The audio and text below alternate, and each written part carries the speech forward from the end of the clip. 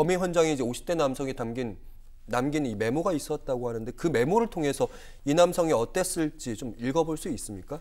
실제 이제 이 A4 한 장 분량에 있어서의 그 자필 메모 내용이 되어 있는데 표면적인 이유는 뭐 빚을 물려주기 싫다 이런 것이죠.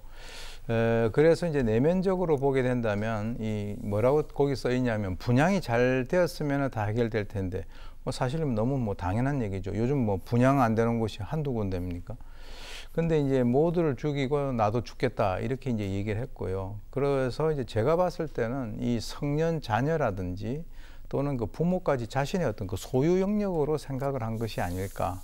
만약에 이 사람이 지금 현재 이 얘기를 하고 있는 것이 그 이유라고 한다면 우리가 이제 추정을 했을 때, 그래서 이제 이와 연관돼 가지고 이제 우리가 어떤 그 이론이 있냐 그러면은 가족 파괴자라고 하는 그런 이론이 있습니다. 그래서 이제 가족을 자신의 어떤 경제적 성공에 있어서의 상징으로 이제 본인이 생각을 하는 거죠. 그래서 사업 실패라든지 그리고 이제 파산이라든가 가족이 더 이상 자기의 성공을 반영하지 못한다라고 느꼈을 때 왜곡된 보호 본능 그리고 잘못된 그 통제 욕구 심리에 의해서 이런 행동을 할 수도 있다라는 것이 이제 그 학설적으로 일부 제기가 되어 있습니다.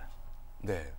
일부라고 말씀하셨고 그럴 수도 있다 이렇게 교수님 말씀하신 거 보니까 교수님도 완벽하게 이해는 잘 안 되는 부분이 좀 있으시는 거예요? 정말 잘 이해가 될 수 없죠. 왜 그러냐면 이제 그 특히 성인 자녀들 같은 경우는 자기 의사 결정권이 있잖아요. 그리고 이제 뭐 한 20세 이상 됐다라고 하면 남자친구도 있을 수도 있고 뭐 앞으로 자기 남은 그 생도 있고 한데 뭐 이런 사업 실패했다라고 해가지고 모든 그 자녀들 이런 식으로 만약에 처리를 한다면 그건 굉장히 엽기적인 그런 일이죠. 도대체 이해가 되지 않. 뭔가 더 있을 거라는 생각이 듭니다. 자, 이번 사건을 계기로 이제 배우자 아니면 자녀를 이렇게 가족살해를 했을 경우에 존속살해는 가중처벌되잖아요.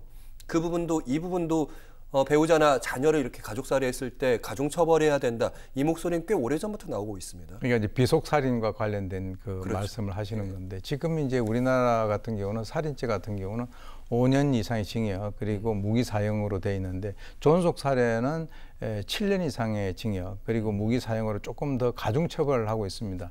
결론적으로 말씀을 드리면 이 존속살해죄가 있는 나라는 지금 거의 없습니다. 일본 같은 경우는 73년도에 이미 폐지가 됐고, 그리고 이제 우리나라하고 이제 필리핀 정도가 있고, 다른 나라 같은 경우는 전부 다 일반 그 살인으로 그 간주를 한단 말이죠.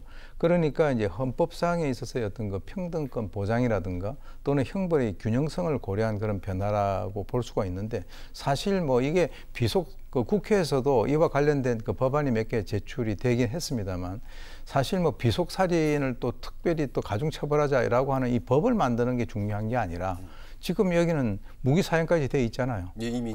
그러니까 재판부에서 이러한 여러 가지 어떤 것을 고려해가지고 판결을 내리면 되는 것인데 우리는 이런 일들이 벌어지면 법을 만들자라고 하는 그런 그 어떤 경향이 있어서 좀 경계를 해야 될 필요도 있다라고 봅니다. 이미 법에는 사형 무기가 있다. 다 있는데 뭐 또 만들어요 거기다가.